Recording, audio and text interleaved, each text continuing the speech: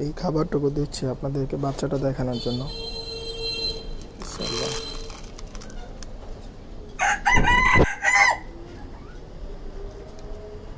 এই জোড়ার কিন্তু আজকে একটা ডিম ফুটেছে, মানে দ্বিতীয় ডিমটা। আর হ্যাঁ, ঠিকই ধরতে পারছেন আপনারা, এই জোড়ার যে প্রথম ডিমটা ওইটা জমে নাই, মানে একটু জমেছে কিন্তু পরে ডিমটা নষ্ট হয়ে গেছে। তো এই জোড়া থেকে একটা বাচ্চা পেলাম এই মাসে, আশা করছি দেখাতে পারবো। এই যে মাদিরা কিন্তু ডিমের খোসাটা খাওয়ার চেষ্টা করছে, দেখতে পাচ্ছেন। এটা হচ্ছে আজকে সকালে পেরেছে, দেখি নটটা উঠে কিনা।